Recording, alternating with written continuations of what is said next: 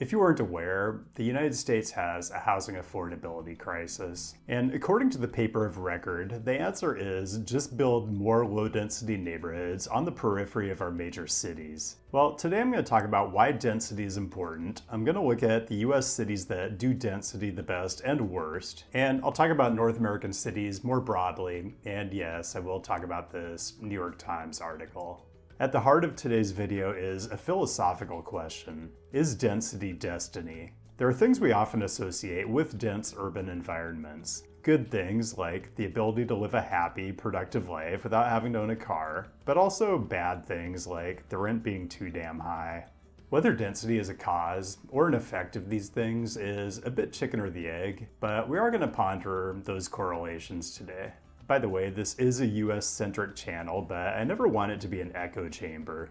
International context is important, and if a 40-minute video on the extremely fascinating city of Melbourne, Australia isn't enough, I'm gonna talk about other North American cities today too, and I do mean all of North America. Another reason density is important. The housing affordability crisis is very much a political crisis, and if we don't make it easier to densify the cities in our blue states, then all the new housing is going to get built in the exurbs of Houston, Dallas, San Antonio. If you haven't read Abundance by Ezra Klein and Derek Thompson yet, I do recommend it. I'd like to think some of it is remedial if you watch this channel, but they make a very convincing case for why housing abundance is such a critical political issue on the national level. Okay, let's talk about what I did here, because to me, measuring density, honestly, is not that straightforward. Like, a reasonable question might be, why not just divide a city's population by its land area? And the reason is, you're gonna end up with a bunch of apples to oranges result that are an artifact of the way city limits developed over time. Nonsense like Garland, Texas having higher population density than Atlanta, Georgia. It's technically true, but I feel like it misses the whole point, which is that cities do not have uniform population density, and there's no reason to expect that they should. Great cities have a variety of urban contexts, and what I'm interested in is cities that have succeeded in accommodating density in close-in neighborhoods, like Midtown and Fourth Ward in Atlanta, because it means the demand is there and it's something the city can learn from and build on. Now, the way I identified these locations was probably a little more labor-intensive than it needed to be. I used Tom Forth's population around a point web tool and just searched each metro area over 1 million until I found the densest 3-kilometer radius circle. Not super efficient, but I have to say, I just found the whole exercise extremely therapeutic. And I want to give you a baseline to keep in mind as we go through this. So here is what I think is the most mid of everything I looked at. It's basically a metro area of 2 to 3 million that has a 3-kilometer radius circle somewhere central that has about 100,000 humans in it. So what I'm saying is about half the cities I looked at do better than this, and about half do worse. We are going to look at both ends of the spectrum, and some of the cities we're going to talk about are, I think, going to surprise you. So with that, let's get into it. 10th best by this measure is Baltimore, basically dead center of the city. A lot of these dense central areas we're going to look at are going to be pricey, but this circle does include the Mount Vernon neighborhood that made the top 10 in my affordable walkability video. Baltimore, still pretty good bang for the buck. Number 9, San Diego, which I don't know I would have expected to show up on this list. The area in question is well outside downtown, up in the North Park, Normal Heights area. It's kind of California-style density. Not a ton of height to the naked eye, but closely spaced residences with very few vacancies, because when one of these units does come available, it's like $1 million at least. And this is the housing crisis in a nutshell. Far too little supply and, as a result, incredibly competitive buyer's market. So let's talk about this New York Times article by Connor Doherty. It's called Why America Should Sprawl, and between the title and the splash video of endless suburban tract housing, I think it's fair to say the piece is meant to be provocative. And, well, I'm provoked. Yay. The thesis here is, it's obviously too hard to build dense infill near our urban centers, so we should instead be solving the housing crisis by building more low-density sprawl out on the periphery of our cities. There's a lot of discussion of the Dallas-Fort Worth Metroplex, and how suburbs like Frisco and Plano are examples to aspire to because they have some offices and apartment buildings, and maybe in a few decades they'll start to feel like actual cities. And besides, the author talked to some people who told him that our mental model of people living in sprawling suburbs and making long commutes is a relic of the past, and, well, suburbs just don't work like that anymore. I always wonder why you'd go looking for an answer to this kind of question by going and talking to people at conservative think tanks and asking their opinion, when you could just, go look at the data. But I'm not a journalist, so what do I know? Just for fun though, looking at the most recent US Census employment origin destination data, a lot more people are commuting out of Frisco, Texas every day than are commuting in. And guess where the #1 destination for work trips is? That's right, more people who live in Frisco commute to Dallas for work than commute to jobs in Frisco itself. Which is strange since the New York Times assured me Frisco is a job-rich, self-sufficient city. And that's not even to mention all the other commuting that happens out of Frisco, which is almost all south towards Dallas. Revise your mental model accordingly. The piece does raise lots of good questions, like, for example, does the New York Times just publish anything these days? And if so, when do I get my op-ed? But also, one of the assumptions embedded in the article is that sprawl is cheap and urban infill is expensive, which is true in a pretty superficial way. Yeah, it is cheaper for a developer to build a couple hundred units of residential out in the exurbs than it is in the center of the city. I don't talk about strong towns too much on this channel, but Chuck Marohn does have some of the best critiques of what he calls the failed suburban experiment, and increasingly I feel like he's somewhat diplomatic about choosing his words. So I'd just point you to the 2011 piece he wrote for Grist, "The American Suburbs Are a Giant Ponzi Scheme." The idea is that suburban development is cheap up front, but over time, the poor land utilization generates far too little revenue to service all the infrastructure liabilities. More specifically and very concise, this Jarrett Walker post, sprawl solves the housing crisis by turning it into a transportation crisis. And you only have to look at the daily vehicle miles traveled per capita numbers for the DFW Metroplex compared to similar sized US metro areas to see the problem. I've made lots of videos about the monetary and non-monetary costs of car dependence, and I'm not going to regurgitate all of it here. Suffice to say, transportation is practically reason enough not to embrace sprawl as a desirable model, but transportation is actually just a tiny fraction of the argument for building more sustainable communities. This is from the Sustainable Urban Design Handbook by Nico Larko and Karen Knudsen, which I do recommend and is extremely cool if you have an urban design bent, or you just want to understand what to advocate for in your own community. The book does an amazing job of breaking down problems and solutions at different geographical levels, and if you're a serious nerd, it's actually a killer coffee table book. Okay, end rant. Number 8 is Miami. There are definitely sprawling parts of South Florida, but the piece encompassing the central city and close-in neighborhoods just has a lot going on. I explored a lot of this area in my Miami video a couple years back. I stayed in Brickell, and I can confirm, for the American South in particular, it is a lot of people in a small geographic area. Number 7, DC. The circle in question is about where you'd think it would be. It includes all the neighborhoods north of the mall, and I think it even picks up the White House. I'm actually coming to DC in early May. It's gonna be quick, so don't know if I'll have time to shoot content. TBD. Okay, so San Diego, Central Miami, Central DC. Isn't this just a list of the most expensive places to live in the entire country? Well, let's go to the next 2 entries on this list. Number 6, Chicago. Zillow Home Value Index around $300,000. And yeah, it's gonna be more than that in the area in question, which is a 3-kilometer circle centered on Lincoln Square, but if your frame of reference is coastal city prices, then this part of Chicago is actually gonna seem pretty reasonable.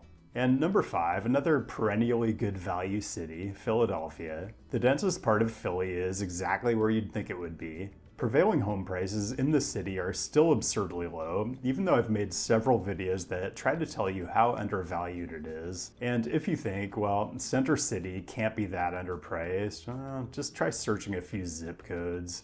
Now, certainly, not all of North America's densest locations are this affordable. This is actually the part of the list where Vancouver, BC would come in, and again, the circle is exactly where you'd expect it to be. This is a much denser environment than you'll see in any US city of 2.5 million or so, and I think the compactness is a big reason Vancouver shows up on so many lists of the world's most livable cities. But as I talked about in the Melbourne video last week, Vancouver has been dropping down the list because of housing affordability. So as dense as it is, the city still needs to build a lot more. I can't seem to get a Zillow Home Value Index for Vancouver, but I can search the area in question for home listings, and yeah, I don't know what you can say, but people are willing to pay a lot of money to live here. Let's look at another North American city that has a circle that's in that mid 200,000 population range, and this is in close to the center of Querétaro, Mexico. I actually spent some time here right at the beginning of my channel, and it's a very different kind of urbanism, dense Spanish colonial. There are actually several mid-sized Mexican cities that have this kind of density. I'm just sharing Querétaro because I've spent time there. I found it very livable, especially if your definition of livability includes actually being able to afford to live. And in case you're wondering, no promotional consideration was received from the Querétaro Chamber of Commerce for including it in this segment, but call me. Okay, enough with affordability. Number 4 is Boston, or really Boston/Cambridge. The Circle of Optimality straddles the Charles River and captures all the close-in neighborhoods you'd think it would. Is Boston's Back Bay neighborhood affordable? I don't know what the infill opportunities in this part of Greater Boston are, but the prevailing home prices do indicate that supply might be out of balance with demand. Top 3 still to come, and gold star to you if you can get all 3 and get the order right, because it just wasn't obvious to me at all. Also, honorable and other kinds of mentions coming up. Engage the trusty screen elements if you're enjoying. Events coming up in Pittsburgh and Toronto, and I'll be in DC after that, just not really long enough to do a public event, but hopefully in the future. By the way, here's how Pittsburgh fared on today's density exercise. Actually very above average for a mid-sized Rust Belt city. And Toronto does really well on this metric, just not as good as Montreal, so Canadians, argue amongst yourselves. Honorable mentions, I have to give you number 11 because it just blew my mind. It's not Seattle or Portland or Denver or Minneapolis. It's Las Vegas, north of downtown, and you're not going to find much vertical density here, but you will find lots and lots of tightly packed multifamily. The Sunbelt is interesting, and I just want to talk about Salt Lake because while I couldn't find a circle with 100,000 people in the Salt Lake City metro area, I had no trouble finding it in this smaller metro area to the south. And I don't even want to theorize about what's going on here because I don't want to get in trouble. Dishonorables, the least impressive circle of optimality relative to the metro area population overall. It's the New York Times ideal urban agglomeration, Dallas-Fort Worth. I could barely find a circle that fit 1% of the population. The lowest performing of all the cities I looked at in North America, Birmingham, Alabama, the only metro area where I couldn't find a 50,000 population circle. And also, possibly related, the worst VMT per capita of any city I looked at outside of Nashville, Tennessee. The average person drives 32.5 miles a day, and I assume thinks that 15-minute cities are tyranny. Here's another arbitrary metric, highest prevailing home value relative to the number of people I could fit in a 3-kilometer circle, which I think means this is the metro area that more than any other should just be building units. And it is ground zero of the housing crisis, the San Jose Silicon Valley metro area. You guys, I just don't really miss. Not unrelated, San Francisco is the number 3 city for density on this list, 340,000 inside the circle, very dense for a US city, and is still just nowhere near enough. And for all the talk about how San Francisco is a real city and Los Angeles is just 50 suburbs in a trench coat, the area west of downtown LA that encompasses Koreatown and parts of Silver Lake and Echo Park actually higher density than anything I found in the Bay Area, and also still nowhere near dense enough. And just to be clear, there are North American cities that do better than this. You're gonna want to know about Mexico City, naturally, and you can find 600,000 in a circle pretty easily, east of the historic center. For that matter, you can find almost 500,000 close into the historic center in Guadalajara. And I did look at Central America and the Caribbean, and you'll find some pretty high performers there. And I found the most density in Santo Domingo in the Dominican Republic. But the most heavily populated 3-kilometer circle you'll find anywhere in North America is in New York. It's just maybe not where you think it is. You really have to put it right over the South Bronx and pick up some of Washington Heights too. And I'm not trying to be pro-gentrification here, but if your main criteria were high density, pretty good subway service, and probably the lowest housing prices in New York City, I'm just gonna leave it at that. So if we accept the premise that density makes for efficient cities and a high quality of urban life, and that public transit supports all those things, then what's happening at the federal level has to be very concerning. For example, that federal funding is going to be withheld from New York's Metropolitan Transportation Authority unless it, quote-unquote, addresses subway safety concerns. Even though crime on the New York City subway is as low as it's been since the pandemic started, it seems like nonsense, but this is the kind of thing I love to dig into, and today's sponsor, Ground News, is great for unpacking stories like this and understanding the way they're being framed in different parts of the media ecosystem. Ground News is a website and app designed to make reading the news easier and more data-driven. Every day, they collect thousands of articles from all over the world and arrange them by story, complete with visual breakdowns of the reporting bias, reliability, and ownership, all backed by ratings from 3 independent news monitoring organizations. They even give you summaries to help you understand how these biases might influence framing.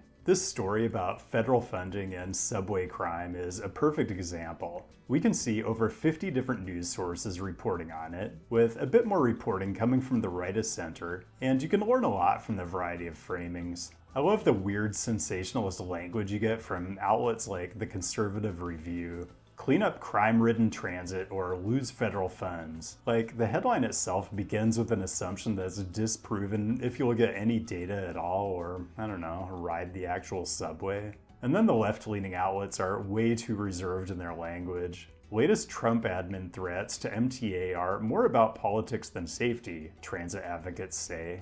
Do you really need to be a transit advocate to say it? But this is what I like about Ground News. You can easily browse through all these different perspectives, go to the source material, and draw your own conclusions. Because there's no doubt that our information environment is as fractured as it's ever been, and it just gets harder and harder to get at the objective truth of the things that are happening around us every day. So one part of the Ground News app I really appreciate is the blind spot feed, which highlights stories that are disproportionately covered by one side of the political spectrum. Like, here's one that hasn't gotten much play in the left-leaning media at all. Democrats unveil legislation raising federal minimum wage to $17 an hour. Not that it has any chance of passing in this Congress, but it is interesting, and I honestly wouldn't have known about it otherwise since I've been so inundated with tariff news. Anyway, the blind spot feature is just one more way Ground News gives you to find and consume news you might have otherwise missed.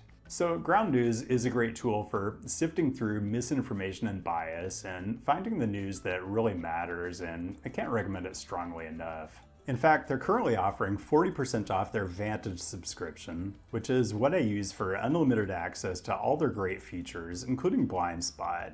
You can only access this discount through my link, so go to ground.news/CityNerd, click the link down the description, or use the QR code right here on screen, and support an independent news platform that's working to make the media landscape more transparent.